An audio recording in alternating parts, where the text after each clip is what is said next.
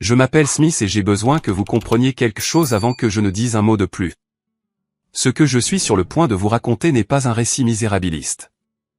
Je ne suis pas ici pour votre pitié. Je suis ici parce que ce qui m'est arrivé à 13 ans est le genre de choses qui aurait détruit la plupart des gens.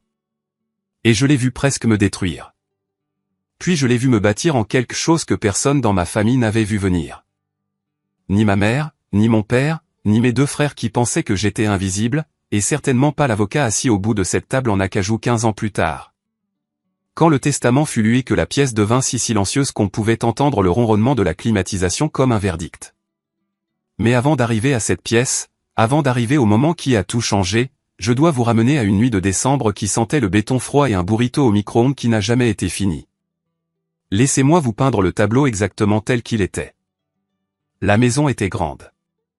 C'est la première chose que les gens supposaient toujours signifier que nous allions bien. La maison était grande. Les voitures étaient neuves. Les photos de famille sur le mur ressemblaient à des pages de catalogue. 2 parents souriants, 3 garçons et des polos assortis. Une pelouse tondue par quelqu'un d'autre. De l'extérieur, la famille Miller, ma famille, ressemblait au genre de foyer où rien ne pouvait aller sérieusement de travers. Où les plus gros problèmes étaient quelle destination de vacances choisir ou si la rénovation de l'aile serait terminée avant Noël. C'est exactement le genre de mensonge qu'une maison peut raconter. À l'intérieur, j'avais 13 ans et je me tenais dans une cuisine où mon souffle formait de petits nuages blancs devant mon visage parce que le système de chauffage était en panne depuis 4 jours et que mes parents avaient dit qu'ils appelleraient quelqu'un après les vacances. J'étais là, fixant une dinde congelée de 9 kg posée sur le comptoir comme un monument à tout ce qui était sur le point d'arriver. Elle était solide, dure comme de la glace, transpirant légèrement dans l'air froid, ce qui vous indique à quel point il faisait réellement froid dans cette cuisine cette nuit-là. Mon téléphone était sur le comptoir à côté de moi. Pas parce que j'attendais un appel. J'avais cessé d'attendre des appels il y a longtemps. Il était simplement là, face visible. Comme on laisse son téléphone quand on est seul dans une pièce et qu'il n'y a personne à qui envoyer un message et nulle part où aller. Il s'est allumé. Une notification, un chat de groupe, nouveau nom de groupe, bonheur des fêtes. Je me souviens du nom. Je me souviens de chaque détail de ce moment. La façon dont on se souvient des moments qui réorganisent quelque chose de fondamental dans notre compréhension du monde. Bonheur des fêtes. Comme si quelqu'un l'avait tapé avec un sourire sur le visage. La première chose qui s'est chargée était une photo. Ma mère, Carole, tenant une coupe de champagne dans ce qui était très clairement la cabine de première classe d'un avion. Elle rayonnait. Je veux dire, vraiment rayonnait. Le genre de sourire qui prend tout le visage et fait plisser les yeux. À côté d'elle, mon père Gérald dans une chemise en lin, détendue et décontractée d'une manière que je ne l'avais presque jamais vue à la maison. Et en arrière-plan, mes frères Derek et Marcus, portant déjà ses lunettes de soleil de touristes surdimensionnées, trinquant des verres en plastique, 17 et 15 ans respectivement, et absolument ravis d'être exactement où qu'ils aillent. La légende sous la photo disait, enfin, un peu de paix. Puis le message texte a suivi, Sparat. Envoyé directement à moi. Simple et efficace. Maintenant, on se voit dans 10 jours. L'alarme de la maison est activée. Ne nous attendez pas. Je me suis tenu dans la cuisine froide et j'ai lu ce message 3 fois. Simple et efficace.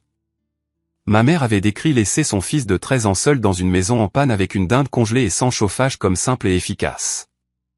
Comme si elle avait optimisé un problème de logistique, comme si j'étais une variable qu'elle avait résolue. L'alarme de la maison est activée, Pav nous t'aimons, Smith. Pav il y a de la nourriture dans le frigo. Voici le numéro d'un voisin. Appelle-nous si tu as besoin de quelque chose. L'alarme de la maison est activée. Ce qui signifiait qu'elle était plus inquiète pour les objets de la maison que pour l'enfant qui s'y tenait. Ne nous attendez pas. Je n'ai pas pleuré. Je veux être très clair à ce sujet car les gens supposent toujours que la réponse naturelle à un moment pareil est les larmes. Et peut-être que pour certains enfants de 13 ans, cela aurait été le cas. Mais j'avais été élevé dans un foyer où montrer ses émotions était traité comme un défaut de conception. Où la vulnérabilité était la chose qui était utilisée contre vous plus tard et où j'avais appris très tôt, probablement vers 9 ou 10 ans, que l'endroit le plus sûr pour mes sentiments était quelque part où personne ne pouvait les trouver. Alors je n'ai pas pleuré. Je n'ai pas répondu.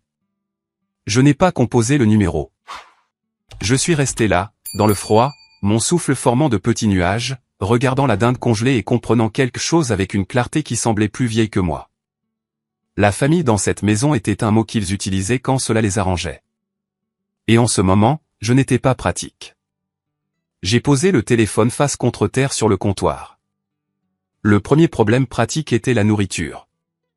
Je ne pouvais pas cuire la dinde. J'avais 13 ans. Je n'avais jamais cuit une dinde. Je ne savais même pas combien de temps il fallait pour décongeler un oiseau de 9 kg, sans parler de comment le cuisiner. Je suis allé au congélateur et j'ai trouvé un burrito couvert de givre quelque part à l'arrière, derrière les blocs de glace et un sac de petits pois surgelés. Il était vieux. L'emballage était recouvert de cristaux de glace, ce qui signifiait qu'il était là depuis assez longtemps pour que le cycle de givre le revendique complètement. Mais c'était des calories. C'était quelque chose. Je l'ai mis au micro-ondes et j'ai appuyé sur le bouton. Le micro-ondes a ronronné, puis avec un seul claquement sec qui a résonné dans la maison vide comme un coup de feu, le ronronnement s'est éteint. Le petit écran jaune est devenu noir. Le réfrigérateur, qui avait tourné son moteur bas et constant en arrière-plan, a frissonné et s'est arrêté. Toutes les lumières de la cuisine se sont éteintes d'un coup. Obscurité absolue. Le genre d'obscurité qui est un poids. Le genre qui presse contre vos yeux et vous rend soudainement et intensément conscient de la grandeur de l'espace autour de vous et à quel point vous êtes seul à l'intérieur. Le froid qui s'était insinué des bords de la pièce s'est précipité dans le silence et a revendiqué son centre. Je suis resté complètement immobile. Je n'ai pas crié. Je n'ai pas paniqué. C'est quelque chose que je comprendrai bien plus tard. Avec le recul, même à 13 ans, j'avais déjà été entraîné par mes circonstances à réprimer la panique et à passer immédiatement au calcul. Mon cerveau, au lieu de se noyer dans la peur, a commencé à exécuter une simple liste de survie avec l'efficacité plate de quelque chose qui avait fait cela toute sa vie sans jamais qu'on lui dise que c'était ce qu'il faisait. J'ai un manteau. J'ai des couvertures à l'étage. Je peux rester dans une pièce. Je peux survivre à la nuit. Ce n'est pas une pensée saine pour un enfant de 13 ans d'avoir cela comme réponse principale à une panne de courant. C'est la pensée de quelqu'un qui a été seul tant de fois que la survie est devenue son réglage par défaut au lieu d'une réponse à une crise. J'étais sur le point de monter quand les lumières ont balayé la fenêtre de la cuisine. 2 faisceaux blancs de haute intensité. Non pas la lueur chaude de la lumière d'un Porsche de voisin, mais les faisceaux froids et précis de phares haut de gamme ont traversé la fenêtre sombre et ont balayé lentement la cuisine comme des projecteurs de recherche. Une voiture entrait dans l'allée. Une grosse. Je pouvais entendre le moteur depuis l'intérieur de la maison. Un grondement bas et contrôlé qui ne s'accélérait pas et ne tournait pas au ralenti avec anxiété. Il était juste là.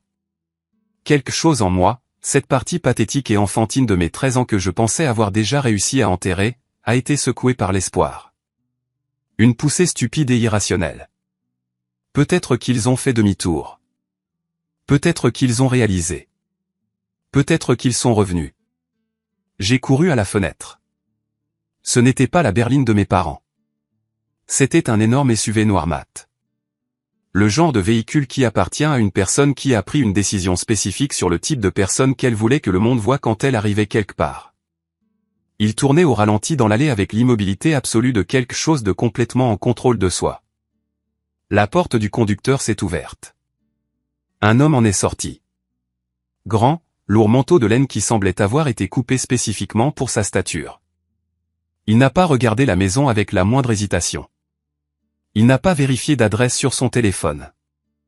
Il a marché directement jusqu'à la porte d'entrée avec le pas régulier et délibéré d'un homme qui avait déjà décidé ce qui allait se passer avant d'arriver. La sonnette aurait sonné, mais il n'y avait pas de courant. Au lieu de cela, on a frappé. Lourdement, mesuré, 3 fois, et cela a résonné dans le foyer sombre comme s'il possédait l'endroit. J'ai ouvert la porte. Je savais qui il était, même si je ne l'avais vu qu'en marge de la vie de famille. En arrière-plan de vieilles photographies, dans les conversations chuchotées qui avaient lieu lorsque les adultes pensaient que les enfants n'écoutaient pas, quand j'entendais mon père prononcer des mots comme dangereux et sans âme, et nous ne parlons plus de Robert. Dans la seule photo encadrée qui avait vécu dans le couloir de la maison de mes grands-parents avant leur mort, où une version plus jeune de cet homme se tenait avec mon père à ce qui ressemblait à une remise de diplôme, et aucun d'eux ne souriait. Oncle Robert, le frère aîné de mon père, celui qui avait été effacé de la mythologie familiale avec la précision de quelqu'un qui savait exactement combien de pouvoir un nom pouvait porter et avait décidé de le retirer complètement de la table. Il n'a pas dit bonjour. Il n'a pas offert de câlin ni demandé comment j'allais ni fait le genre de bruit que les adultes font lorsqu'ils arrivent dans une situation gênante et ont besoin de remplir l'air avec quelque chose qui ressemble à de la chaleur. Il m'a regardé comme un ingénieur structurel regarde un bâtiment qu'il a été appelé à évaluer. Il a observé ma silhouette tremblante, la maison sombre, le souffle visible dans l'air entre nous.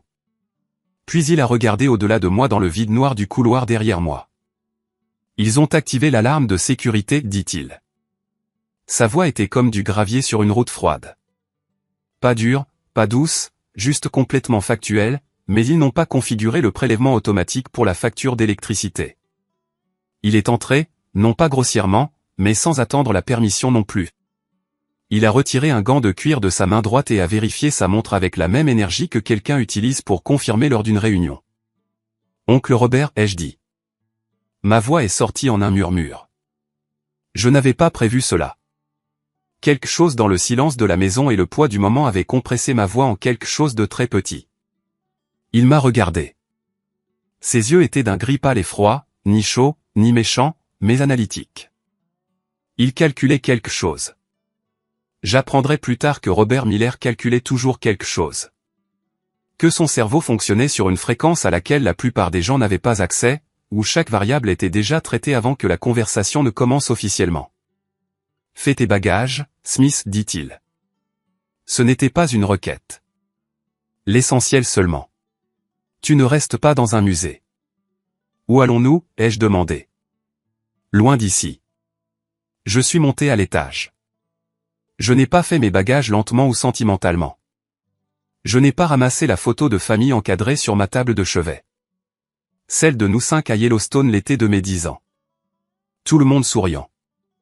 Les dernières vacances auxquelles j'avais été inclus. Je n'ai pas pris l'ours en peluche qui vivait sur l'étagère supérieure de ma bibliothèque depuis mes 4 ans. J'ai emballé des vêtements, mes livres d'école, mon ordinateur portable, mon chargeur de téléphone, les $20 que j'avais dans le tiroir de mon bureau. Quelques minutes. J'étais de retour en bas en 4 minutes. Robert était dans la cuisine, regardant la dinde congelée de 9 kg toujours posée sur le comptoir, inutile, solide et absurde dans l'obscurité. Il la regarda un long moment comme quelqu'un regarde une preuve. « Laisse-la, dit-il. Quelle pourrisse. Ça leur va bien. » Nous sommes sortis. Je suis monté dans le siège passager du SUV. L'intérieur était chaud, vraiment profondément chaud, et il sentait le cuir, l'air conditionné et quelque chose de légèrement cèdre. J'ai bouclé ma ceinture. Robert a démarré le moteur. Nous sommes sortis de l'allée. J'ai regardé ma maison d'enfance disparaître dans le rétroviseur, engloutie par l'obscurité. Je ne le savais pas encore. Je n'avais pas de cadre pour cela à 13 ans. Mais quelque chose a basculé en moi dans cette allée. Quelque chose qui avait été plié dans une direction toute ma vie, silencieusement, sans annonce, a changé son orientation. Je quittais le monde des rejetés. J'entrais dans le monde des architectes. Je ne savais juste pas encore ce que cela signifiait. La maison de Robert Miller n'était pas un foyer au sens où la plupart des gens utilisent ce mot. C'était une structure brutaliste de béton brut et de verre construite au bord d'une falaise côtière. Et quand vous la voyez pour la première fois, ce qui fut mon cas, arrivant juste avant 2 heures du matin, l'océan invisible mais audible en contrebas, votre instinct n'était pas de vous sentir accueilli. Votre instinct était de vous sentir évalué. Le bâtiment semblait décider s'il allait vous laisser entrer. Des plans de béton plat, des panneaux de verre du sol au plafond qui reflétaient le ciel. Pas un seul coin doux, pas d'ornement décoratif, aucun élément architectural qui existait purement pour être joli. Tout avait une raison. Tout était structurel. J'avais vécu dans une maison pleine de décorations et sans structure. C'était l'opposé. La chambre d'amis dans laquelle il m'a installé était simple, propre, un lit avec de bons draps, un bureau, une lampe avec un bon éclairage, une fenêtre qui donnait sur l'eau. Il y avait une étagère avec une seule rangée de livres, pas des livres pour enfants, pas de la fiction pour adolescents, pas le genre de livre que l'on met pour qu'un invité ait l'air décoratif. De vrais livres, des textes d'ingénierie, une biographie de Buckminster Fuller. 3 livres sur le droit des contrats, un volume mince sur la théorie de la négociation. Je n'ai pas beaucoup dormi cette première nuit.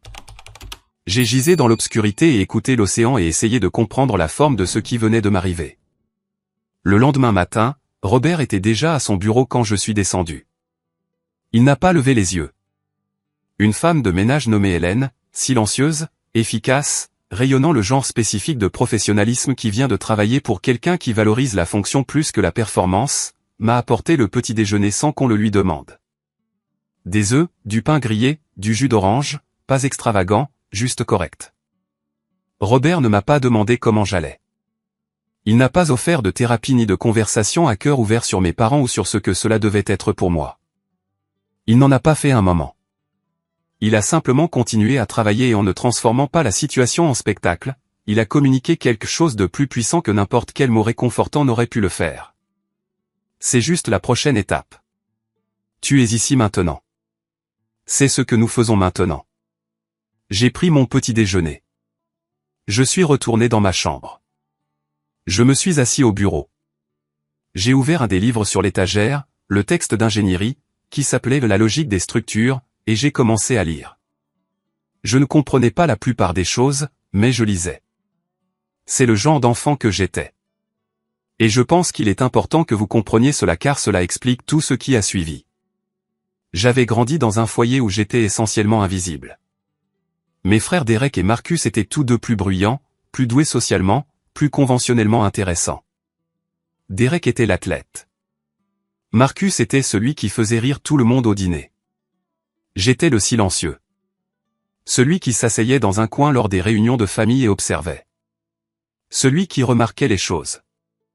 Remarquait quand mes parents se disputaient même s'ils ne haussaient pas la voix. Remarquait quand une conversation à table passait du social au territorial. Remarquait qui dans la pièce jouait un rôle et qui était sincère. Je remarquais l'architecture de l'interaction humaine constamment, automatiquement, car j'avais passé toute mon enfance suffisamment invisible pour que les gens ne se donnent pas la peine de me cacher des choses. Ma famille m'avait fait sentir comme un fardeau. Ils m'avaient fait sentir comme un meuble, présent mais non vu, occupant de l'espace sans rien ajouter. Mais pendant qu'ils étaient occupés à jouer leur vie les uns pour les autres, j'avais étudié la pièce, observant comment les gens se déplaçaient, observant où étaient les fissures, observant les fondations. Je ne savais juste pas encore que c'était une compétence. Pendant les premiers mois chez Robert, j'ai fonctionné en pilote automatique. Je bougeais discrètement. Je mangeais rapidement et je nettoyais immédiatement. Je me retirais dans ma chambre avant que quiconque ne puisse remarquer ma présence. Je suivais toujours l'ancien programme, le code de survie qui disait « Fais-toi petit, prends le moins de place possible. Ne donne aucune raison aux gens d'être agacés par ton existence, et peut-être qu'ils te laisseront rester. » Puis un soir, Robert m'a trouvé.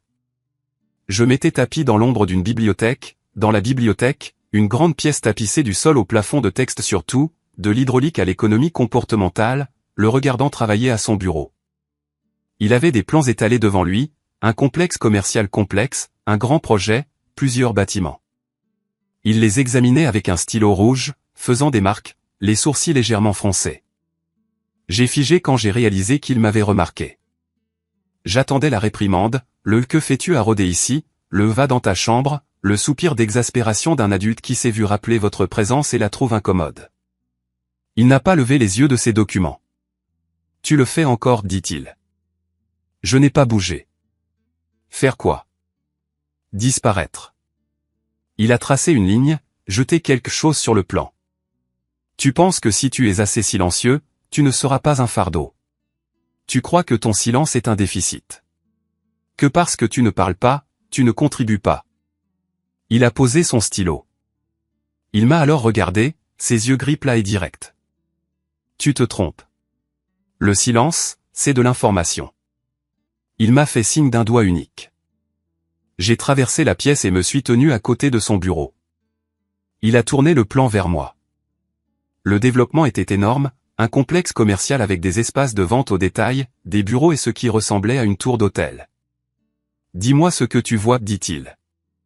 J'ai regardé les lignes. Un hall, des ascenseurs, une sorte de surface de vente au rez-de-chaussée, des bureaux au-dessus.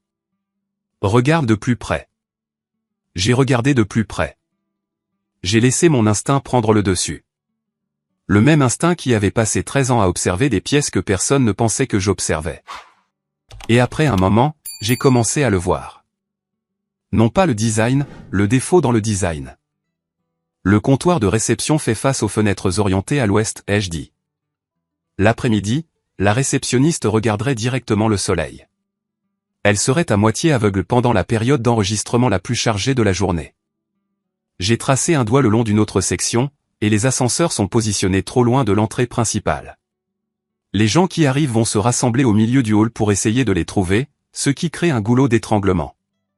Cela brise la fluidité. Robert m'a regardé un long moment silencieux. Puis il a souri. Ce n'était pas un sourire chaleureux. C'était une chose nette et précise. Le sourire de quelqu'un qui vient de confirmer une hypothèse, mais c'était réel et il était dirigé vers quelque chose que j'avais fait. Exactement, dit-il. Tu vois les défauts parce que tu passes ta vie en arrière-plan à observer comment les gens se déplacent dans l'espace. Ta famille te traitait comme un meuble, Smith, comme un objet fixe dans leur environnement. Et pendant qu'ils étaient occupés à jouer leur rôle les uns pour les autres, à poser pour les photos, à sauver les apparences, à s'assurer que tout le monde pouvait voir comment ils voulaient être vus, tu étudiais la pièce. Tu as remarqué la fissure dans les fondations pendant qu'ils admiraient la peinture sur le mur. Il s'est adossé à sa chaise. Il pensait qu'il te diminuait en t'ignorant. Il t'entraînait en fait. Tu as appris à voir la vérité parce que personne n'a jamais pris la peine de te la cacher. Tu ne parles pas, dit-il. Tu observes. Ce n'est pas une faiblesse, Smith. C'est une compétence. C'est quelque chose que très peu de gens dans ce monde possèdent réellement. Et dans le bon contexte, il a repris son stylo. C'est dangereux. C'est du pouvoir. Je me tenais là, dans la bibliothèque d'une forteresse brutaliste en béton au bord d'une falaise, écoutant un homme que mon père avait appelé sans âme recadrer le fait le plus douloureux de mon existence en quelque chose que je pouvais utiliser. Et quelque chose dans l'architecture de ma propre compréhension de moi-même a tranquillement et définitivement basculé. Il ne m'a pas offert de pitié pour avoir été l'enfant oublié. Il m'a offert une description de poste. Le don de l'ombre, l'appelait-il, la capacité de voir ce qui est vrai parce que personne ne vous considère comme digne d'une performance de dissimulation. À partir de ce soir-là, ma véritable éducation a commencé. Robert ne m'a pas acheté de jeux vidéo ni organisé de rendez-vous pour jouer ni essayer de construire une version quelconque d'une vie sociale adolescente normale pour moi. Il m'a acheté des livres sur l'ingénierie structurelle, sur la théorie des contrats, sur la psychologie de la négociation, sur l'architecture comportementale. L'idée que les espaces physiques que nous construisons ne sont pas des conteneurs passifs pour le comportement humain, mais des façonneurs actifs de celui-ci. Il m'a appris que si vous contrôlez la structure, vous influencez les gens qui s'y trouvent. Qu'un bâtiment n'est pas seulement un bâtiment. C'est un système de décision fait de béton, de verre, de lumière et de flux. Mes années d'adolescence n'ont pas été marquées par des matchs de football du vendredi soir, des soirées dansantes scolaires ou la géographie maladroite des premières relations. Elles ont été marquées par des visites de chantier sur des projets de construction actifs où j'ai appris à lire un bâtiment de la même manière que d'autres lisent une pièce, par des réunions de conseil où je m'asseyais dans un coin avec un bloc-notes juridique, observant qui mentait. Observant les micro-expressions, les changements de posture, les moments où les mots de quelqu'un et ses mains racontaient des histoires différentes, par des documents contractuels que je lisais tard dans la nuit avec un dictionnaire à mes côtés. Construisant un vocabulaire que la plupart des adultes passeraient toute leur vie professionnelle sans jamais acquérir. J'ai cessé de vérifier les messages de ma mère et de mon père. Leur discussion de groupe a continué sans moi, ou plutôt a continué autour de moi comme si j'étais un paramètre de notification qu'ils avaient désactivé, photos de stations de ski, mise à jour sur les activités de mes frères. La documentation occasionnelle et continue d'une vie de famille dont j'avais été administrativement retiré. Je faisais défiler les images lorsqu'elles arrivaient. Le soleil sur les Bahamas, le champagne en altitude, les visages souriants, parfaitement arrangés de personnes qui avaient décidé à un moment donné, antérieur à ma conscience, que j'étais une dépense qui n'était pas rentable. Autrefois, j'aurais été détruit par ces images. J'aurais passé des heures dans l'obscurité à élaborer des théories complexes sur ce qui n'allait pas chez moi, pourquoi je n'étais pas assez intéressant, assez drôle, assez facile à aimer. J'aurais fouillé mon propre comportement à la recherche du défaut qui expliquait le résultat. Mais assis dans ma chambre dans la forteresse de béton, entouré de textes d'ingénierie et du bruit de l'océan, je commençais à comprendre quelque chose qui mettrait des années à être pleinement articulé, mais que je ressentais dans mes os. Même alors, leur rejet n'était pas une information sur moi. C'était une information sur eux. Le défaut n'était pas dans mes fondations. Le défaut était dans les leurs. Et j'apprenais à construire quelque chose d'inébranlable. À l'âge de 16 ans, j'avais appris plus sur l'influence. La vraie influence, celle qui existe dans les contrats, les lois de zonage, les instruments financiers et la psychologie humaine, que la plupart des adultes n'en rencontrent en une décennie de vie professionnelle. Robert n'était pas un enseignant doux. Il ne louait pas l'effort pour lui-même. Il ne donnait pas de trophées de participation ni ne créait de victoires artificielles.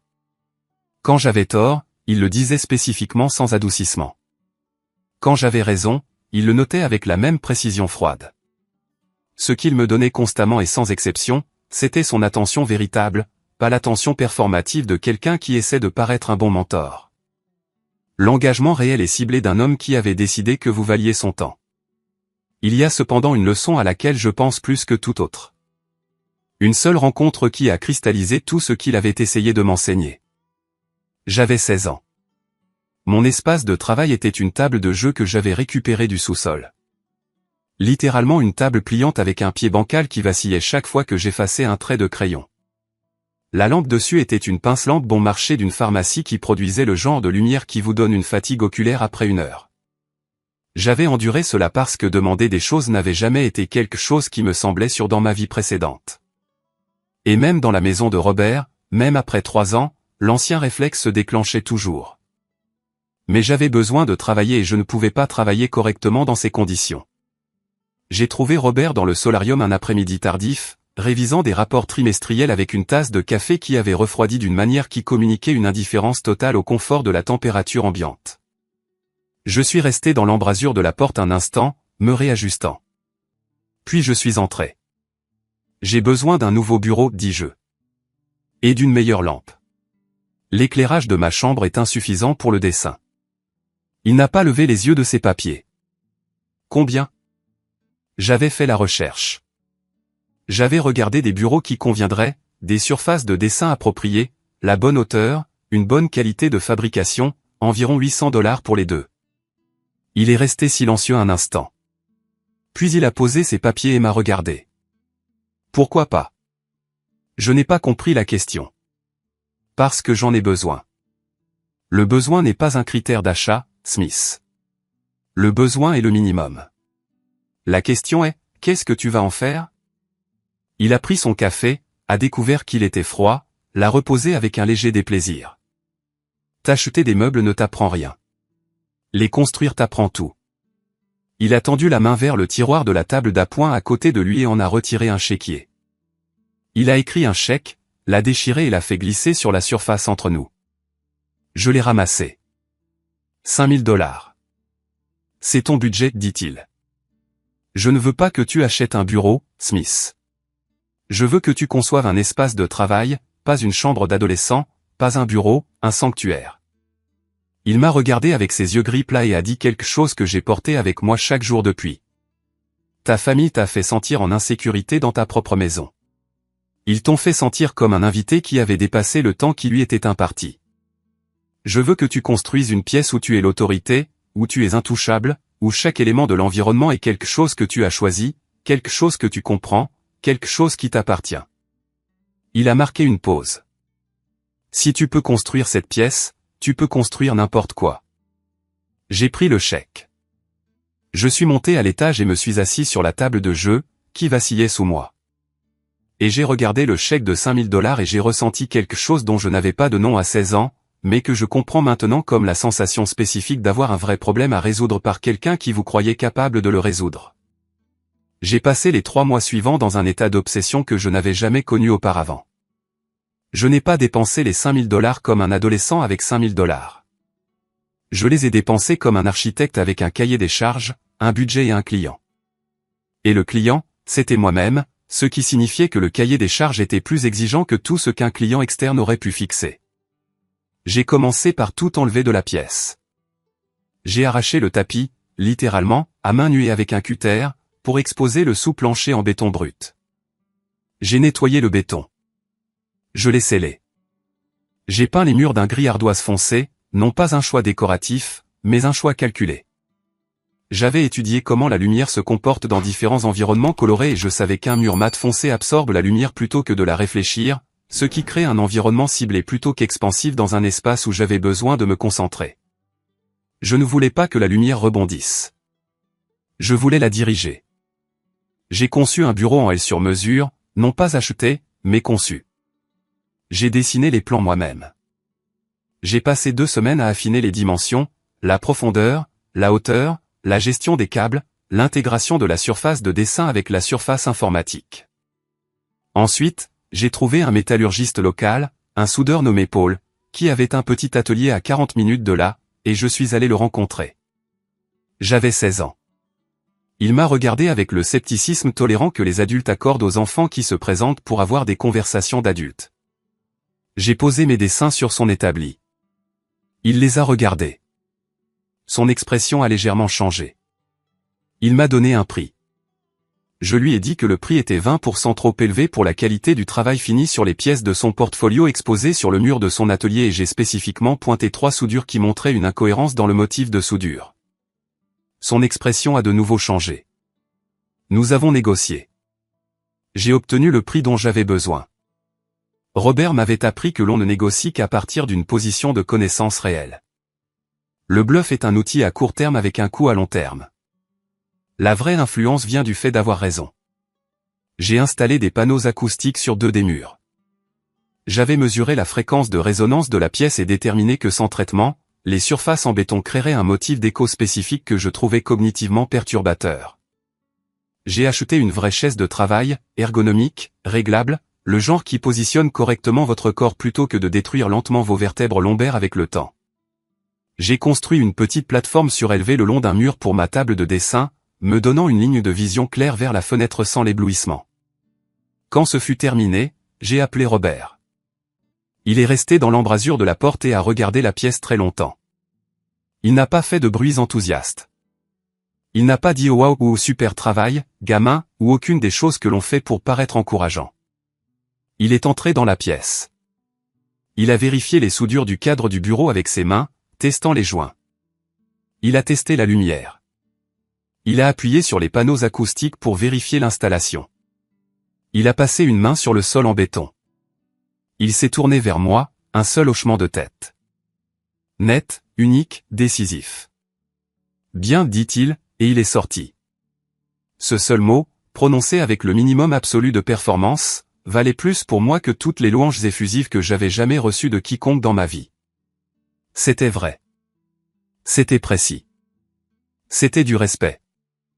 Je me suis assis dans ma nouvelle chaise à mon nouveau bureau dans mon centre de commande et j'ai ressenti pour la première fois de ma vie. Comme si j'étais dans une pièce qui était la mienne. Pas une pièce où j'étais toléré. Pas une pièce où je me déplaçais discrètement en espérant ne déranger personne. Ma pièce construite par mes mains, conçue par mon esprit, gagnée par mon travail. Pendant ce temps, le groupe de discussion continuait de sonner.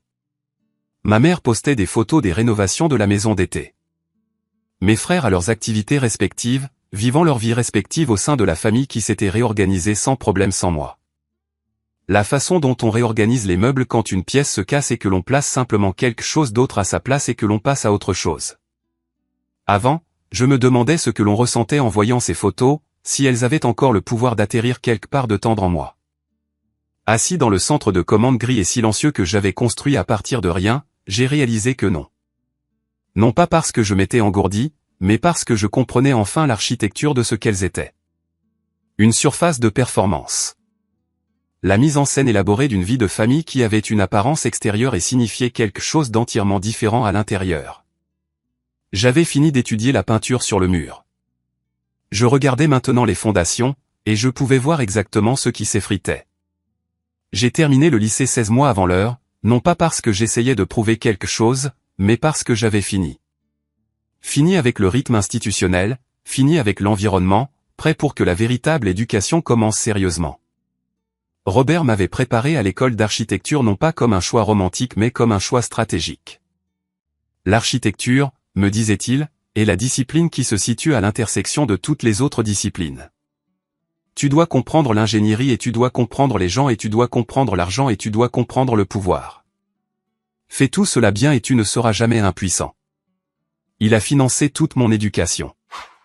Il a appelé cela un investissement dans les infrastructures, ce qui était un cadrage si spécifique, précis, et non sentimental de ce que la plupart des gens appellent payer les études universitaires que j'ai éclaté de rire. La première fois que je me suis souvenu d'avoir réellement ri de quoi que ce soit depuis des années. L'école d'architecture n'est pas l'endroit où j'ai trouvé mon entourage au sens conventionnel. Je n'étais pas la personne qui se faisait facilement des amis lors des fêtes de campus ou qui naviguait dans les hiérarchies sociales avec grâce. J'étais la personne qui arrivait la première et partait la dernière et connaissait la capacité de charge structurelle du bâtiment dans lequel nous travaillions avant que la plupart de mes camarades de classe n'aient trouvé où était le bon café. Mes professeurs l'ont remarqué. Tous n'ont pas aimé ce qu'ils ont remarqué. Il existe un type d'universitaire spécifique qui trouve qu'un étudiant qui sait déjà ce qu'il pense être là pour enseigner est profondément menaçant. Mais ceux qui étaient réellement compétents ont reconnu quelque chose et lui ont donné de l'espace. J'ai obtenu mon diplôme en étant le premier de ma classe. Je n'ai pas fait de discours. J'ai serré la main du doyen, j'ai récupéré mon diplôme et j'ai appelé Robert depuis le parking. C'est fait, ai-je dit. Bien, dit-il. La prochaine phase commence lundi. Il ne plaisantait pas. J'ai travaillé au sein de son cabinet pendant 2 ans, non pas comme un neveu favorisé, mais comme un employé fonctionnel avec un titre, un bureau et des livrables, et aucune tolérance accordée pour le fait d'être de la famille. Si j'étais en retard, c'était noté. Si mon travail était en dessous du standard, il le disait. Si je faisais quelque chose de bien, il l'utilisait sans fioriture et passait à la chose suivante. Ce furent les 2 meilleures années de ma vie professionnelle car j'apprenais de quelqu'un qui opérait à un niveau que la plupart des gens de l'industrie n'atteignaient jamais et je l'apprenais avec la pleine compréhension qu'il n'y avait pas de plafond au-dessus de moi dans ce contexte. Que quoi que je sois capable de faire, cet environnement me permettrait de le construire. J'ai créé mon propre cabinet à 24 ans, non pas de manière imprudente, mais stratégiquement. J'avais des relations clients. J'avais une réputation dans l'industrie pour un type spécifique de perspicacité structurelle et j'avais les bases financières pour absorber les turbulences initiales de la construction à partir de rien.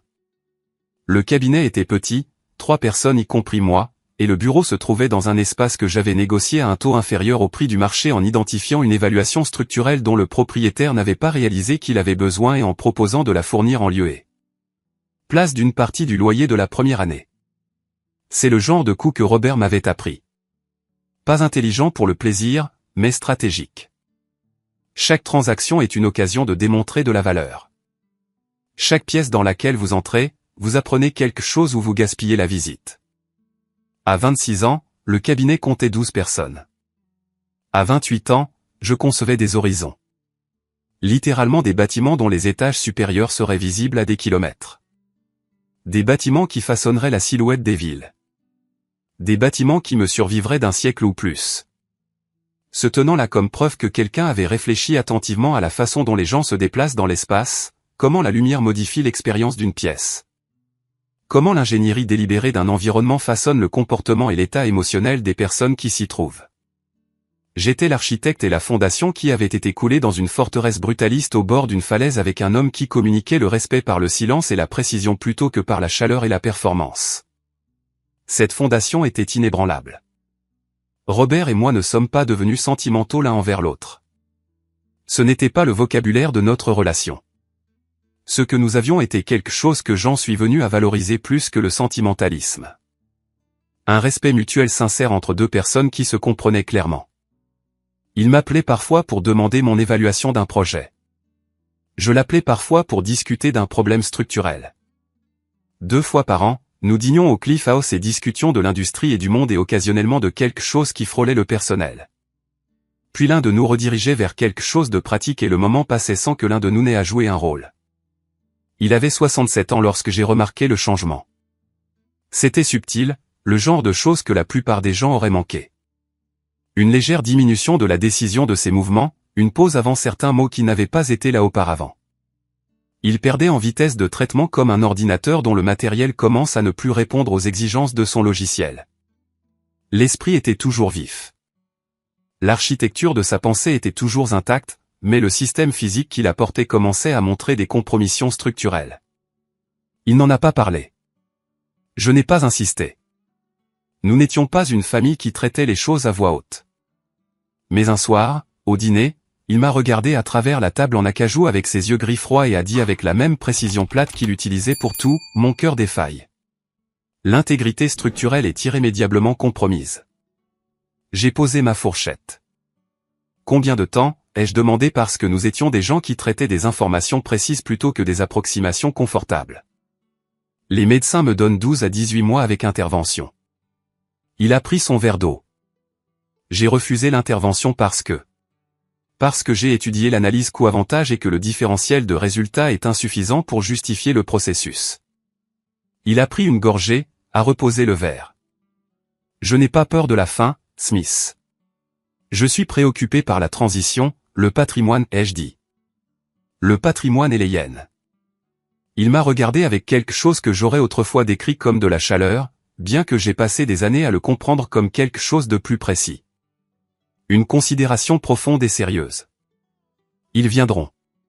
Dès que l'écran affichera une ligne plate, ils arriveront avec des avocats et des démonstrations de chagrin et leurs mains tendues. Ils pensent que je suis leur héritage. Ils pensent que tu es le concierge. Que dois-je faire, ai-je demandé. Ce que tu fais toujours, dit-il. Observe la pièce. Sache qui ment. Contrôle la structure. Il est mort un mardi matin, efficacement, comme il avait tout fait. Entre 4 et 5 heures du matin dans la chambre principale donnant sur l'océan où il avait demandé à passer ses dernières semaines afin de pouvoir surveiller les marées. J'étais dans la chambre d'amis au bout du couloir. Je n'ai rien entendu. Quand je suis descendu à 6 heures, Hélène était déjà là, le visage composé, et j'ai compris à la composition de celui-ci ce qui s'était passé. Je n'ai pas pleuré. J'avais du travail à faire. J'ai appelé l'avocat. J'ai appelé l'entreprise de pompes funèbres. J'ai sécurisé le périmètre littéral. Par là, je veux dire que j'ai appelé la société de sécurité et leur ai fait placer quelqu'un à la barrière. J'avais le sentiment, debout dans cette maison silencieuse au petit matin avec l'océan faisant son affaire indifférente en contrebas, que le silence ne durerait pas longtemps. J'avais raison. Les funérailles étaient organisées dans une petite chapelle à flanc de falaise, privée, sur invitation, 30 personnes maximum. Robert n'avait pas été un homme avec un large cercle social. Il avait été un homme avec un cercle précis. Les personnes invitées étaient celles dont il avait gagné et retourné l'estime. C'étaient des architectes, des promoteurs, un ou deux avocats, un ingénieur structurel d'Oslo qui avait collaboré avec lui 20 ans auparavant et le considérait toujours comme l'esprit le plus vif de la pièce. 30 personnes qui le connaissaient réellement. 30 personnes qui étaient réellement là pour pleurer. Je me tenais près de la tombe dans un costume anthracite que j'avais conçu moi-même. J'avais ajouté la couture à mes compétences plusieurs années plus tôt parce que je construisais des horizons et que je devais ressembler à quelqu'un qui construit des horizons et j'ai observé le chemin sinueux qui montait du parking pour les arrivées que je savais imminentes. Ils sont arrivés à 10h55 du matin, 5 minutes avant le service. 3 limousines allongées louées. J'ai reconnu les plaques de la compagnie parce que j'avais utilisé la même compagnie pour le transport de clients et connaissais leur flotte. Elles ont remonté l'allée de gravier comme une procession, comme une déclaration, comme quelque chose de mis en scène. Ma famille est sortie. Ma mère, Carole, en soie noire, se déplaçant avec cette combinaison particulière de fragilité calculée et de dévastation performative que j'ai immédiatement reconnue, non pas comme du chagrin, mais comme l'affichage du chagrin pour un public. Ses grandes lunettes de soleil fonctionnaient à la fois comme un choix esthétique et une dissimulation émotionnelle. Elle tapotait ses yeux avec un mouchoir. Mon père, Gérald, était à son coude, la main sur son dos, le visage configuré dans l'expression spécifique de tristesse digne. Il était mieux habillé que je ne l'avais jamais vu habillé lors d'un véritable événement familial. Il avait fait un effort pour l'héritage. Mes frères Derek et Marcus étaient là aussi. Tous deux avec leurs partenaires respectifs, tous vêtus de noir coordonné qui témoignaient de consultation et de planification. Derek faisait défiler son téléphone en marchant, son visage affichant une performance de solennité au-dessus du cou et fonctionnant en pilote automatique en dessous. Marcus diffusait en direct. Il tenait son téléphone à hauteur d'épaule et je pouvais voir à 10 mètres de distance que le petit point rouge d'enregistrement était actif. Il diffusait en direct les funérailles de mon oncle. Ils sont passés devant moi, non pas grossièrement, non pas délibérément, ils ne m'ont simplement pas vu. Ils sont passés devant le PDG d'un cabinet d'architecture de plusieurs millions de dollars, devant l'homme qui vivait et s'occupait de la maison de Robert pendant les 3 derniers mois de son déclin de santé, devant la personne qui avait organisé tout ce service. Devant le seul membre de la famille qui avait réellement été présent pour les derniers jours de Robert sur Terre. Et ils ont vu l'enfant de 13 ans dans la cuisine gelée. Ils ont vu l'arrière-plan. Ils ont vu la non-entité. Je les ai regardés prendre place. J'ai regardé ma mère accepter les condoléances de personnes qu'elle n'avait jamais rencontrées, jouant l'intimité avec les vrais amis de Robert tandis que les amis échangeaient des regards par-dessus son épaule. J'ai regardé Marcus vérifier le nombre de spectateurs de son téléphone. Après la cérémonie, ils m'ont accosté près des véhicules alors que les gens commençaient à partir. C'était la première fois que l'un d'eux s'adressait directement à moi. Mon père s'est avancé le premier. Il portait le sourire condescendant que j'avais connu toute ma vie, celui qui disait qu'il était sur le point d'expliquer quelque chose de simple à quelqu'un qui nécessitait une simplification. Smith, dit-il, tu as l'air fatigué. Ce n'était pas une déclaration de préoccupation. C'était une évaluation, une façon de me rappeler que j'avais l'air diminué, que j'étais dans un rôle de soutien. Nous pouvons prendre le relais à partir d'ici, mon fils. Le mot « mon fils » était remarquable. J'y ai pensé maintes fois depuis. Il ne m'avait pas appelé mon fils depuis mes 12 ans. La réintroduction de ce mot à ce moment précis, dans ce contexte précis, n'était pas une chaleur familière. C'était une revendication de légitimité. Il établissait sa paternité comme une forme d'accès. Ma mère s'est placée à ses côtés, tendant la main pour toucher mon bras avec une main gantée. Le gant lui-même un choix qui communiquait qu'elle n'était pas prête à établir un contact réel avec moi. « Tu as fait ton devoir, chérie, dit-elle de la voix qu'elle utilisait quand elle voulait paraître généreuse tout en retirant quelqu'un d'une situation. Nous allons maintenant monter à la maison pour évaluer les meubles. Nous voulons voir ce qui vaut la peine d'être gardé avant la vente de succession. Elle me tendit l'autre main, paume vers le haut. As-tu les clés ou devons-nous appeler un serrurier? Elle voulait les clés de la maison. Elle était arrivée aux funérailles de son beau-frère. Un homme à qui elle n'avait pas parlé depuis 15 ans. Un homme qu'elle avait retiré du récit de sa vie avec la même efficacité avec laquelle elle m'avait retiré et sa principale préoccupation opérationnelle dans les 2 heures suivant l'enterrement était d'accéder aux biens physiques. J'ai regardé sa main tendue. J'ai regardé le visage de mon père. J'ai regardé Marcus avec son téléphone. J'ai regardé Derek qui s'était légèrement éloigné et examinait la structure du mur de la chapelle avec l'intérêt vague de quelqu'un qui tuait le temps. Et j'ai compris l'architecture de tout cela complètement. Pour qu'ils maintiennent leur image de soi comme la famille légitime, centrale, importante, pour qu'ils continuent à se voir comme les protagonistes de l'histoire, ils avaient besoin que je sois quelque chose d'autre.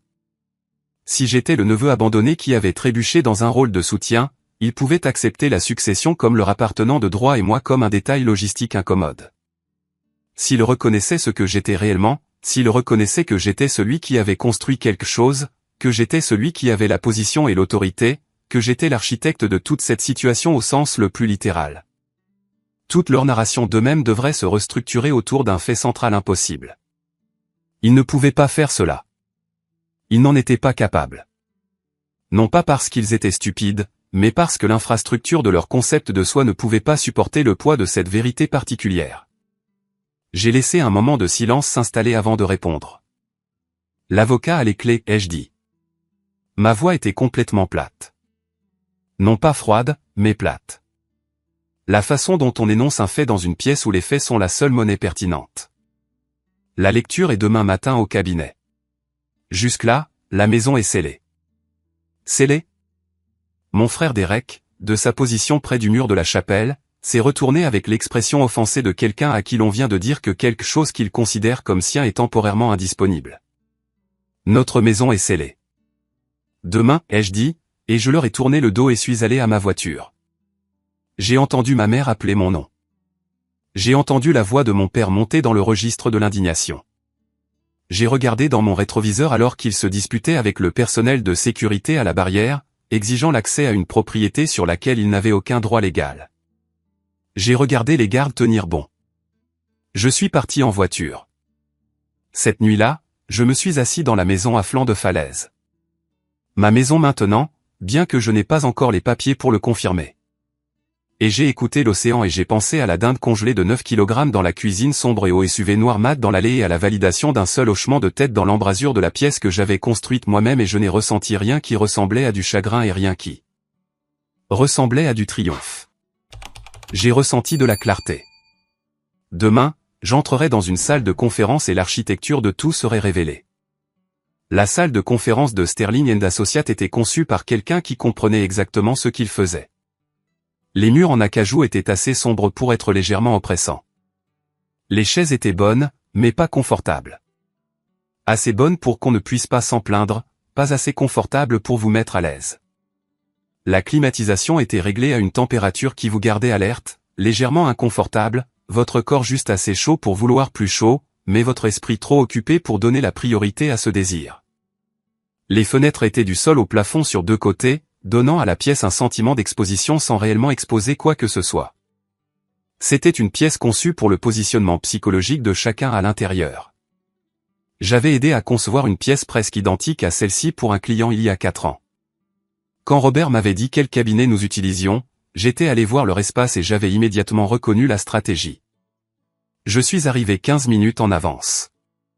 Je me suis assis du côté droit de la table, non pas au bout, mais assez près pour que je ne sois clairement pas positionné comme indépendant. J'avais un verre d'eau. J'avais un bloc-notes juridique et un stylo. J'avais l'air de ce que j'étais, un professionnel là pour une réunion. Ma famille est arrivée en groupe 8 minutes plus tard. Ils sont entrés et ont pris les chaises du côté opposé, se regroupant instinctivement, ce qui était en soi une information sur la façon dont ils comprenaient la dynamique. Ils étaient la famille. J'étais l'étranger. C'était toujours la carte qu'ils utilisaient. Gérald a vérifié sa montre 2 fois avant de s'asseoir. Carole a chuchoté à Derek. Marcus faisait défiler son téléphone ouvertement, ce qui était soit un coup de force, soit une indifférence sincère, et avec Marcus, j'avais depuis longtemps cessé de pouvoir faire la différence. Ils m'ont regardé une fois, lorsqu'ils se sont installés, avec une expression combinée que je ne pouvais décrire que comme un mépris tolérant. Le regard que l'on donne à quelqu'un qui est physiquement présent dans une pièce, mais que l'on ne considère pas comme un participant réel à ce qui va se passer. Monsieur Sterling est entré sans fioriture. C'était un homme mince d'environ 60 ans, précis dans ses mouvements, portant un seul dossier mince plutôt que l'imposante pile de documents que ma famille avait probablement attendu. Il s'est assis au bout de la table. Il a arrangé ses papiers. Il a regardé la pièce par-dessus ses lunettes. Robert préférait l'efficacité, dit-il, sa voix était complètement sans effet. Le genre spécifique de neutralité qui prend des années à cultiver et qui fonctionne dans une pièce comme celle-ci comme une forme d'autorité. Alors je serai bref. Gérald s'est légèrement penché en avant. Lisez juste les chiffres. Nous savons qu'il était liquide.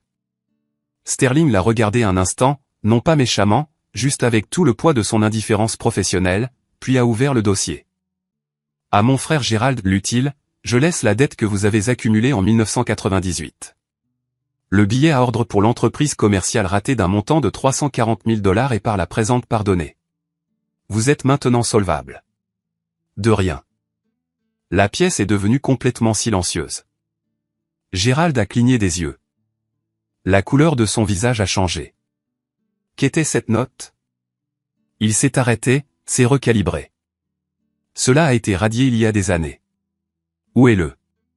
Qu'en est-il du patrimoine? Où sont les vrais chiffres? Sterling continua, sans ajuster son rythme ni son expression, à ma belle-sœur Carole, je laisse le silence que vous avez donné à votre fils. Puisse-t-il vous apporter le même réconfort qu'il lui a apporté? La bouche de ma mère s'est ouverte. Ce n'était pas une expression contrôlée. L'architecture de son calme s'est visiblement fissurée, comme un mur se fissure lorsque les fondations bougent. Je ne. Est-ce une blague?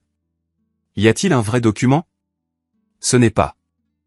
Et finalement, Sterling dit, et il me regarda directement, non pas le groupe, mais moi spécifiquement avec le genre de contact visuel qui est en soi une forme d'information. À mon neveu, Smith, l'architecte de sa propre vie. Je laisse l'intégralité de mon patrimoine, le cabinet, les propriétés, les portefeuilles d'investissement et tous les actifs résiduels. Au total, il marqua une légère pause, juste suffisante. Tout. 3 secondes de silence. Puis la pièce a explosé. La main de mon père a frappé la table avec un bruit de coup de pistolet de départ. C'est illégal. Il était sénile. Elle a manipulé. Il a manipulé. Le garçon vivait avec lui. Il avait de l'influence sur. Il me montrait du doigt et sa voix faisait ce que les voix font lorsque l'histoire que quelqu'un s'est racontée s'effondre et qu'il essaie de la reconstruire en temps réel en parlant. Il a été contraint. Nous contesterons. Nous contestons absolument cela. Marcus avait posé son téléphone pour la première fois. Son visage affichait quelque chose qui ressemblait à de l'incrédulité authentique, ce qui était la chose la plus authentique que j'ai vue de lui en 15 ans. Derek était debout. C'est notre argent. Nous sommes la famille. Nous sommes la famille. Il me fit un geste des deux mains.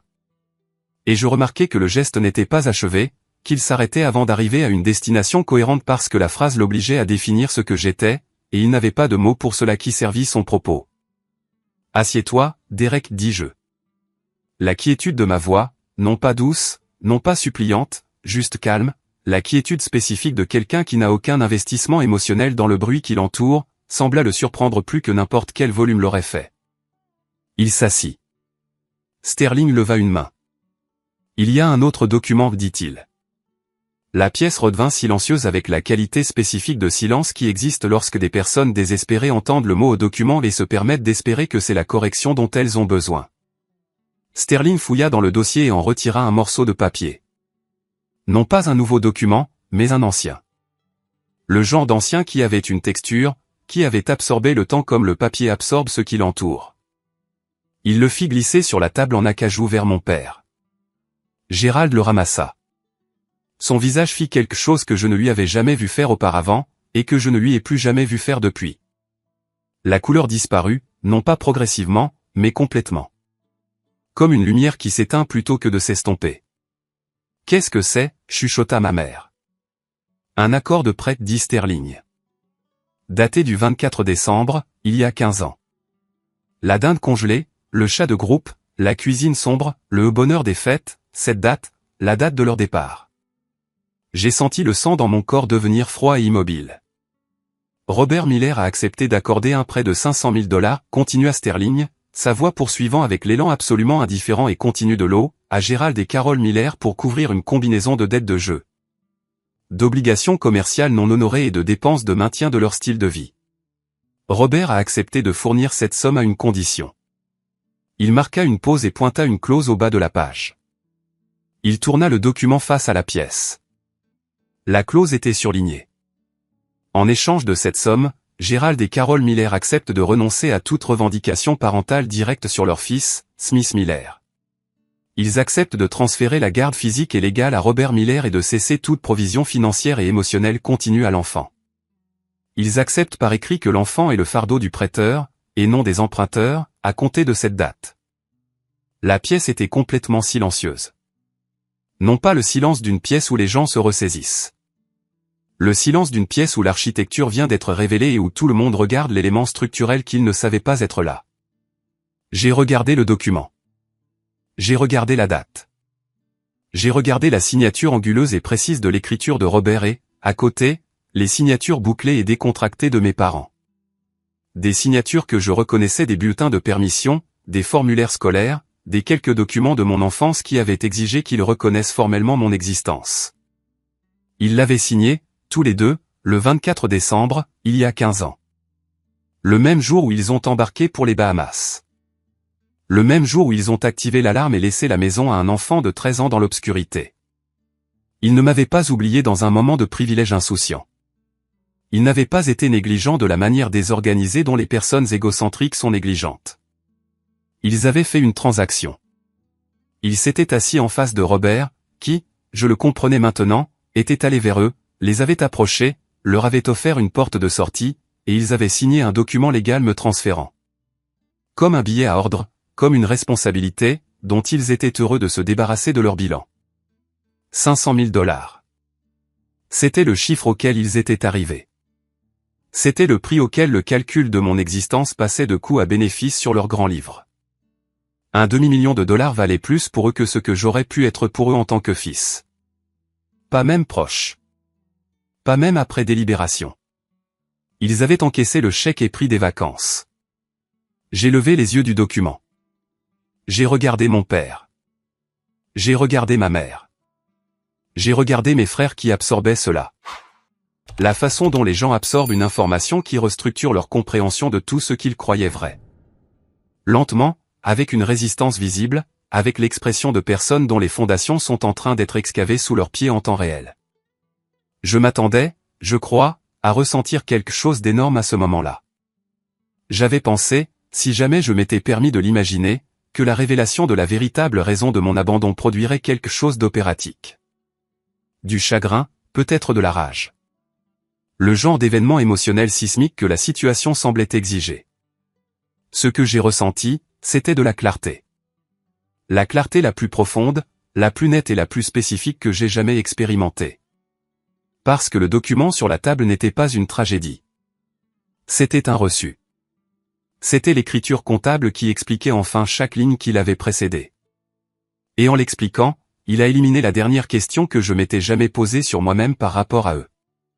La question que j'avais portée depuis mes 13 ans, debout dans l'obscurité, mon souffle formant des nuages, me demandant ce qui n'allait pas chez moi, pourquoi je ne valais pas la peine qu'on reste. Rien n'allait chez moi. Il n'y avait jamais eu rien de mal chez moi. Je n'avais pas été abandonné parce que j'étais indigne d'amour. J'avais été abandonné parce qu'ils avaient pris une décision financière et que j'étais du mauvais côté de l'équation. C'était la réponse. Après 15 ans, la voilà. Pas satisfaisante, pas cathartique, juste exacte. Enfin, heureusement, juste la vérité. Nous étions dans l'embarras, dit mon père. Sa voix avait complètement changé. L'autorité avait disparu. Ce qui restait était quelque chose qui ressemblait presque à un enfant essayant d'expliquer une fenêtre cassée. Il avait tout l'argent. C'était la seule façon. Nous avons fait ce que nous devions faire. Tu as eu une meilleure vie. Tu as vécu dans un... Stop, dis-je. Il s'arrêta. Vous m'avez vendu. Je dis, vous avez négocié un prix. Vous avez signé les papiers. Et vous avez encaissé le chèque. Et puis vous l'avez dépensé. Je regardais ma mère. 500 000 $. C'était le chiffre sur lequel vous vous êtes arrêté. C'était la transaction. Je pris mon verre d'eau. La transaction est terminée. C'est un piège. Gérald était de nouveau debout, s'adressant à Sterling. Maintenant, il a monté ça. Il a manœuvré tout ça. Nous avons des raisons de poursuivre en justice. Je me levai. La chaise fit un bruit de raclement net sur le sol. Il y a 15 ans, vous avez échangé un fils contre un instrument financier. Les termes de l'accord sont arrivés à leur terme. Le patrimoine a été alloué en conséquence. Je boutonnai ma veste. Vous êtes libre de poursuivre des recours légaux. Le cabinet de Sterling sera ravi de planifier ce processus pour vous. Je regardai Sterling qui me fit un hochement de tête unique et précis d'un homme qui a été parfaitement informé et n'a aucune inquiétude. Je regardai ma famille une dernière fois, les personnes qui m'avaient fait, vendu, et qui étaient revenues s'attendant aux intérêts composés. Votre crédit, dis-je, n'est pas valable ici. Je sortis de la salle de conférence. Je ne regardai pas en arrière. Le parking du cabinet d'avocat était lumineux. Non pas le genre de luminosité qui vous éblouit. Le genre qui est juste, constant et clair. La lumière du début d'après-midi d'une journée qui se déroule selon le calendrier, sans aucune conscience de ce qui vient de se passer dans la salle de conférence au 4e étage derrière moi. Je me tins un instant à côté de ma voiture. Je remarquai la température. Je remarquai les bruits de la rue. Je remarquai que je ne tremblais pas. Je m'étais peut-être attendu à trembler, à ce qu'une preuve physique de l'ampleur de la dernière heure se manifeste dans mon corps. Mes mains étaient complètement stables. Je suis monté dans la voiture. J'ai roulé. J'ai roulé hors de la ville et à travers les banlieues et sur la route côtière, celle qui monte et serpente et vous donne, à mesure que vous montez, des vues de plus en plus vastes de l'eau, du ciel et de la limite des choses. La route que j'avais empruntée des dizaines de fois en 15 ans. D'abord sur le siège passager de Robert, puis dans ma propre voiture, et qui avait toujours le même effet sur moi. Un dénouement physique graduel, un relâchement de quelque chose dans la poitrine que la ville maintient tendue. quand j'ai atteint la maison à flanc de falaise et que j'ai franchi la barrière, j'ai trouvé une scène que j'avais partiellement anticipée. Une voiture était garée sur le bas-côté de la route juste devant la barrière. La berline de mes parents, non pas les limousines de location des funérailles, leur véritable véhicule, ce qui signifiait qu'ils étaient allés directement du cabinet d'avocat à la maison. Le garde de sécurité que j'avais posté à la barrière se tenait à côté de la voiture, et mon père était sorti de la voiture, se disputant avec lui, une main sur le toit, le langage corporel d'un homme qui croit que son indignation devrait servir de légitimité. J'ai arrêté ma voiture dans l'allée. Je suis sorti. Mon père m'a vu. Il s'est retourné. Son visage était rouge d'une émotion qui avait probablement commencé par de la colère et qui, après tout ce qu'il s'était dit dans la voiture en chemin, était devenu quelque chose qui ressemblait davantage à du désespoir. Smith. Il fit plusieurs pas vers moi. Écoute, il faut qu'on parle. Quoi que ce soit qui était là-dedans, quoi que Robert ait monté, regarde, ce document, il y a des questions légales quant à savoir si. Quitte ma propriété, dis-je. Non pas bruyamment, non pas avec colère, mais d'une voix spécifique que j'avais apprise de 15 ans à observer quelqu'un qui n'avait jamais eu besoin d'élever la voix parce qu'il avait déjà contrôlé la structure avant même que la conversation ne commence. Ce n'est pas fini. La voix de mon père montait, comme les voix montent lorsque la personne qui parle perd le contrôle et le sait. Nous allons vous poursuivre. Nous avons des droits. Nous sommes vos parents. Nous vous traînerons devant tous les tribunaux. Vous avez déjà tout pris, dis-je. Et puis vous l'avez dépensé. J'ai regardé le garde de sécurité qui observait avec l'attention professionnelle neutre de quelqu'un qui fait son travail. Veuillez les raccompagner. Je me suis retourné et suis entré dans la maison. J'ai fermé la lourde porte d'entrée derrière moi. Le verrou a fait un bruit en s'enclenchant. Net, précis, décisif. Le métal qui glisse à sa place, le plus mécanique des sons, et peut-être le plus parfait que j'ai jamais entendu. Je me suis tenu dans le hall d'entrée de la maison à flanc de falaise un instant, seul dans son silence et j'ai écouté le son lointain d'un moteur de voiture qui démarrait et s'éloignait sur la route côtière. J'ai écouté l'océan faire ce qu'il fait toujours. J'ai écouté la maison s'installer dans le calme comme le font les structures de béton et de verre. Non pas le grincement de plainte du bois, mais une résonance basse et stable. Le son de l'intégrité structurelle qui se maintient. Je me suis dirigé vers la cuisine, j'ai ouvert mon ordinateur portable, j'ai affiché mes contacts. Carol Miller, supprimé. Gérald Miller, supprimé. Derek Miller, supprimé. Marcus Miller, supprimé. Un par un, sans cérémonie, sans rage, avec la même précision plate et méthodique que j'utilise pour dépouiller un plan architectural d'éléments non fonctionnels. On identifie ce qui est structurel. On supprime ce qui ne l'est pas. On travaille à partir de la vérité des éléments porteurs. Tout élément décoratif qui ne sert pas l'intégrité de l'ensemble est retiré. Je referme l'ordinateur portable. La table de salle à manger, l'énorme table en acajou où Robert avait étalé des plans, des documents contractuels et des supports de négociation au cours de 15 ans d'éducation, était vide. La dernière lumière de l'après-midi traversait les panneaux de verre orientés à l'ouest, longue et dorée, la qualité spécifique de la lumière de fin de journée que l'on obtient sur les côtes et que l'on ne peut jamais tout à fait reproduire à basse altitude. Elle éclairait la table sans la réchauffer. Je me suis assis dans la chaise de Robert, ma chaise, et je suis resté là jusqu'à ce que la lumière change et que l'océan vire au gris vert et que les lumières extérieures automatisées s'allument avec la certitude tranquille d'un système qui ne nécessite aucune supervision. Et dans le silence de cette pièce, qui n'était pas le silence vide et effrayant d'une cuisine froide et sombre avec une dinde congelée et un micro-ondes mort, mais le silence structurel délibéré d'une forteresse qui a été gagnée. Dans ce silence, j'ai enfin compris tout ce qui avait été construit. Pas seulement le patrimoine, pas seulement le cabinet, pas seulement les propriétés et les portefeuilles et les actifs résiduels d'un homme qui avait transformé un enfant abîmé en un atout par le simple fait de le traiter comme tel. J'ai compris ce que j'avais construit. Pas Robert, moi. Chaque livre que j'avais lu dans la pièce grise. Chaque plan que j'avais étudié. Chaque contrat que j'avais analysé jusqu'à comprendre non seulement ce qu'il disait, mais ce qu'il était conçu pour provoquer. Chaque négociation à laquelle j'avais assisté dans un coin avec un bloc-notes juridique. Apprendre l'écart entre ce que les gens disaient vouloir et ce dont ils avaient réellement besoin. Chaque bâtiment que j'avais conçu qui n'était pas seulement une structure mais un système de décision, un environnement contrôlé, une expérience façonnée. J'avais construit cela pendant 15 ans. J'avais construit cela depuis qu'un garçon de 13 ans se tenait dans une cuisine sombre et froide et décidait, sans comprendre qu'il décidait, que la survie ne suffisait pas. Que le seul résultat acceptable était de devenir quelque chose d'aussi structurellement solide que rien ne pourrait en compromettre l'intégrité.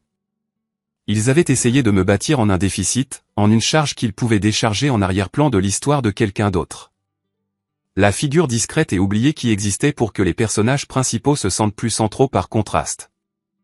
Ce qu'ils avaient réellement bâti en partant, en vendant, en effaçant, c'était l'architecte. Je n'étais pas le garçon abandonné. Je n'étais pas la cuisine glacée. Je n'étais pas le reçu dans le dossier de l'avocat. J'étais le bâtiment et j'étais debout. Dans les mois qui ont suivi la lecture, plusieurs choses se sont produites dans une séquence spécifique qu'il me semble utile de documenter car elle illustre quelque chose d'important. Quelque chose sur l'architecture de la motivation humaine et la profonde tendance quasi universelle des êtres humains à confondre la performance avec la substance. Mes parents ont bien sûr engagé un avocat. L'avocat a envoyé une lettre dans les 10 jours suivant la lecture, citant une influence indue, un déclin cognitif, et c'est celle-là qui m'a vraiment impressionné par son audace ou une manipulation émotionnelle d'un aîné vulnérable. L'aîné en question était Robert Miller, qui avait pratiqué le droit comme hobby secondaire pendant 30 ans et qui avait, comme je l'ai appris par la suite, passé les 18 derniers mois de sa vie à travailler avec Sterling pour construire une structure documentaire d'une intégrité juridique absolument impénétrable.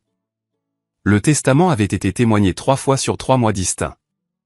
Robert avait fourni une déclaration d'intention enregistrée, livrée directement à la caméra devant 2 témoins indépendants et son propre médecin. Il avait anticipé chaque vecteur de contestation avec la précision systématique de quelqu'un qui savait exactement qui allait venir et exactement ce qu'ils allaient tenter. Le recours légal a été abandonné dans les 60 jours.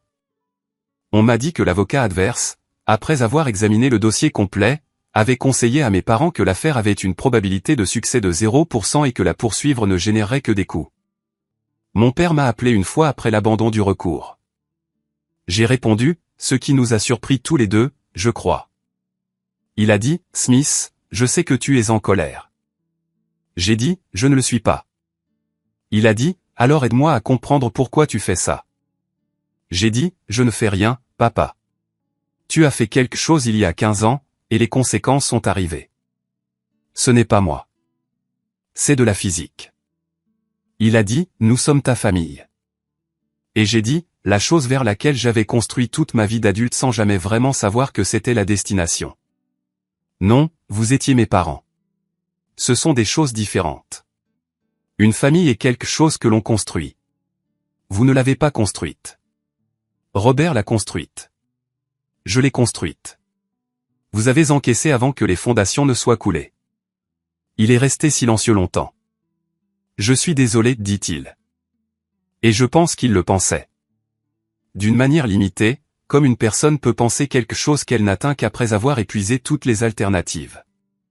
Mais l'excuse était pour le résultat, pas pour la décision. Il était désolé que cela lui ait coûté quelque chose. Il n'était pas désolé de la transaction elle-même. Je sais, dis-je. Et j'ai raccroché. Ce fut la dernière fois que je lui ai parlé. J'ai beaucoup réfléchi au cours des années qui ont suivi à ce que je devais ressentir à propos de tout cela, à quoi l'arc émotionnel culturellement prescrit d'une histoire comme la mienne était censé ressembler. Le récit de l'orphelin, car dans tous les sens fonctionnels, c'est ce que c'est, même avec des parents biologiques vivants, est censé se résoudre soit par une défaite tragique, soit par une réconciliation triomphale. Soit l'enfant abandonné et brisé au-delà de toute réparation et son histoire est un conte moral sur la négligence, soit la famille brisée finit par se réparer grâce à l'alchimie de l'amour découvert tardivement et du pardon généreusement offert. Je n'ai aucune de ces histoires à vous raconter. Ce que j'ai, c'est la 3e option, celle dont on ne parle pas aussi souvent parce qu'elle est moins dramatique et plus architecturale. L'option où la personne abandonnée ne s'effondre pas et ne se réconcilie pas. Elle construit une structure alternative qui est plus porteuse que l'original ne l'a jamais été. Elle conçoit ses propres fondations, coule son propre béton, et dirige quelque chose qui ne nécessite ni l'approbation ni la participation des personnes qui ont refusé de la fournir à l'origine. J'ai bâti un cabinet qui, à l'âge de 31 ans, employait 63 personnes et avait réalisé des commandes majeures sur 4 continents. J'ai bâti un partenariat avec 2 architectes, l'un de Tokyo, l'autre de Sao Paulo, qui a produit un travail que je considère parmi les meilleurs de la génération actuelle en conception structurelle. J'ai bâti des amitiés lentement et délibérément avec des gens qui comprenaient la différence entre la performance et la présence. J'ai bâti finalement une relation avec quelqu'un qui n'avait aucun intérêt pour l'histoire de mes origines, sauf comme un moyen de comprendre qui j'étais et qui trouvait que les parties les plus intéressantes de moi étaient celles que Robert m'avait aidé à développer plutôt que celles qui venaient de la blessure. J'ai bâti une maison, non pas dans la forteresse à flanc de falaise que je garde et utilise mais qui fonctionne plus comme un bureau et un lieu de retraite qu'une résidence. Une maison à moi, conçue par mon propre cabinet, construite selon des spécifications que je comprends complètement. Chaque élément porteur, chaque ligne de vue, chaque choix de matériaux, de lumière et de proportions. Un bâtiment qui est structurellement honnête, ce qui signifie que ce que vous voyez de l'extérieur est une représentation exacte de ce qui se passe à l'intérieur. Pas de revêtement sur des poutres pourries. Pas de façade décorative masquant une fondation insound. Juste une structure claire et propre et capable de supporter toute charge qui arrive. Et il y a une pièce dans cette maison. Une pièce qui est la mienne comme la pièce grise dans la maison de Robert était la mienne, où je travaille. Où la lumière est exactement juste et les proportions sont exactement correctes et chaque élément de l'environnement est quelque chose que j'ai choisi, quelque chose que je comprends. Quelque chose qui sert la fonction pour laquelle je l'ai construite. Une pièce où je suis l'autorité, où je suis intouchable. J'ai raconté cette histoire à très peu de gens en entier. Non pas parce que j'en ai honte.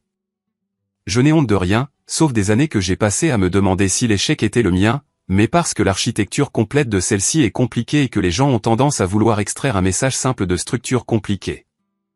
Et les messages simples disponibles dans une histoire comme la mienne sont presque tous faux. La famille, c'est ceux qui sont là pour vous. Vrai, mais incomplet. La version plus précise est, la famille est la structure que vous construisez avec les gens qui vous voient clairement et traitent ce qu'ils voient avec respect. Ce n'est pas donné à la naissance.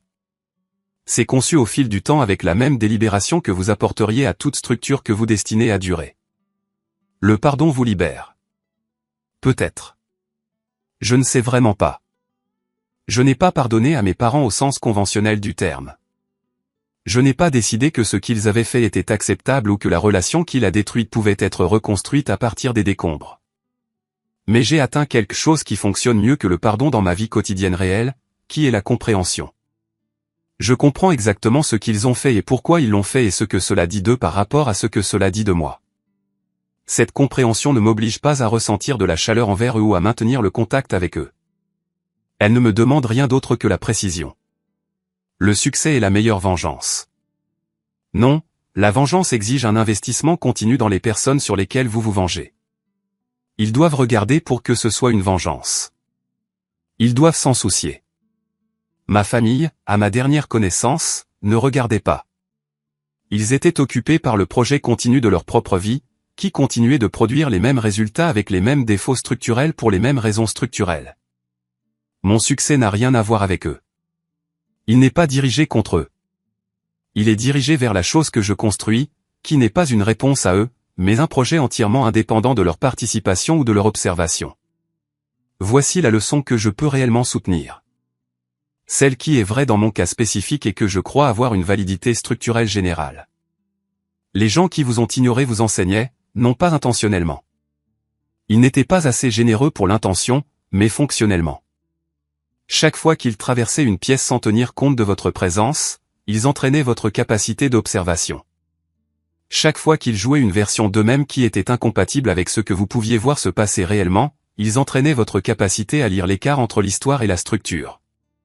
Chaque fois qu'ils vous faisaient vous sentir comme un meuble plutôt qu'une personne, ils vous enseignaient ce que cela signifie d'être vraiment invisiblement présent dans une pièce. Une présence invisible, dans le bon contexte, est l'une des positions les plus puissantes disponibles. Robert m'a donné un vocabulaire pour cela.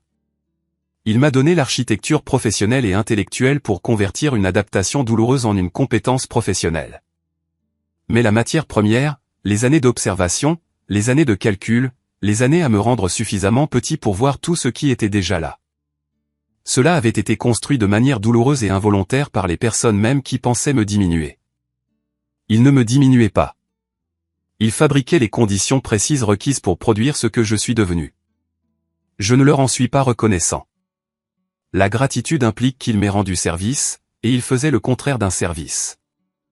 Ils coupaient les coins sur un élément structurel qu'ils avaient une obligation fondamentale de maintenir et le bâtiment a survécu, non pas à cause de leur négligence, mais malgré elle. Mais j'en suis clair et la clarté, d'après mon expérience, vaut plus que la gratitude. La dinde congelée est toujours dans ma mémoire. La cuisine sombre, la notification de chat de groupe, la légende bonheur des fêtes sous une photo de personnes qui venaient de vendre leur fils et levaient des coupes de champagne au-dessus de cela à 10 000 mètres d'altitude. Je n'ai pas effacé ce souvenir. Je n'ai pas essayé. C'est une donnée structurelle. C'est le compte rendu de ce à quoi ressemblait la fondation originale avant que la reconstruction ne commence. Je la garde comme un architecte garde l'évaluation du site avant la démolition. Non pas comme une blessure, comme un document, comme la photo d'avant qui donne à la photo d'après tout son sens. J'ai 31 ans.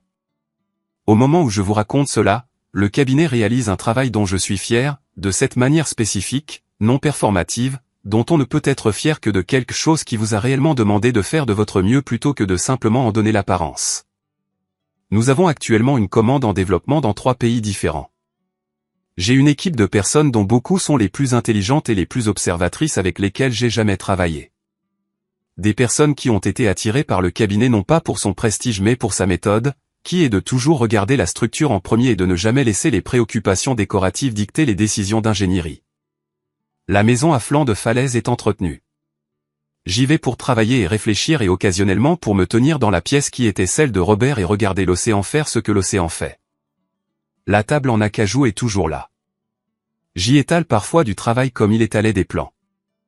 Et je m'assieds sur la chaise à son bout et j'ai l'expérience silencieuse spécifique de savoir que la personne qui vous a appris à faire ce que vous faites était assise sur cette même chaise, pensant à ce qu'elle construisait dans une pièce qu'elle a également construite à partir de zéro.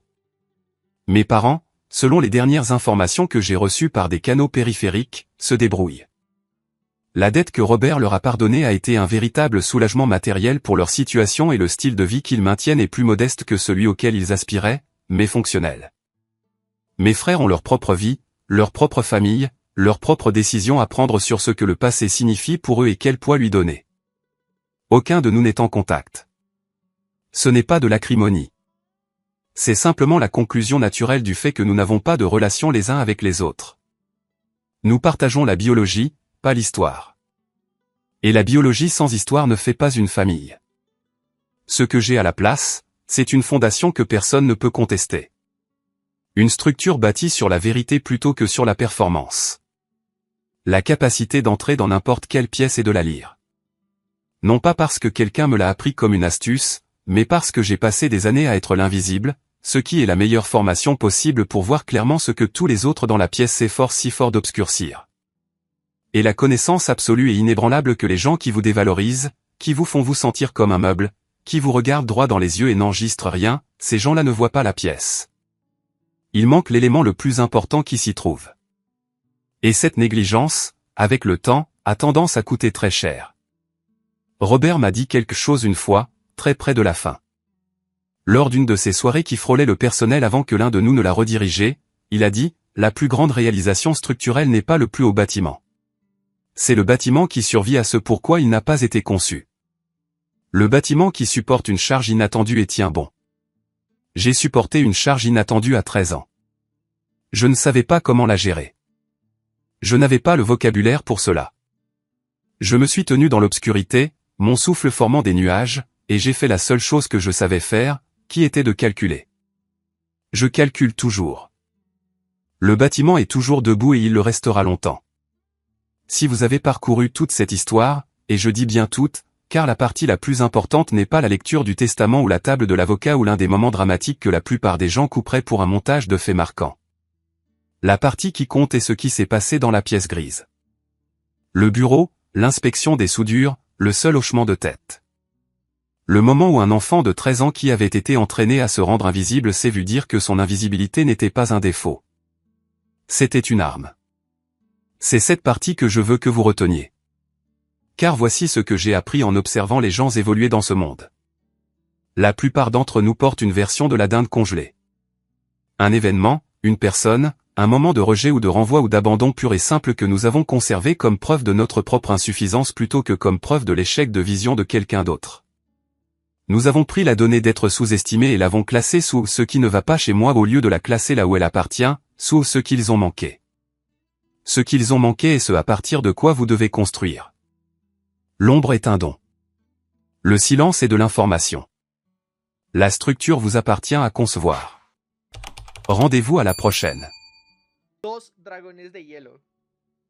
Ah, hoy sí, ayer me pasó lo mismo. Los dragones, estos que están como en una. No el que matamos, sino que otros. Sí, sí, De sí. hielo, de eléctrico, así. Eran pesadísimos. Pesadísimos. Literalmente te Los siguen de todo Ice el and mapa. Fire son Todo el horribles. mapa. No, y yo volé. Y creo que volé como unos 3000 bloques. Y yo me seguía viendo el minimapa que están ahí detrás.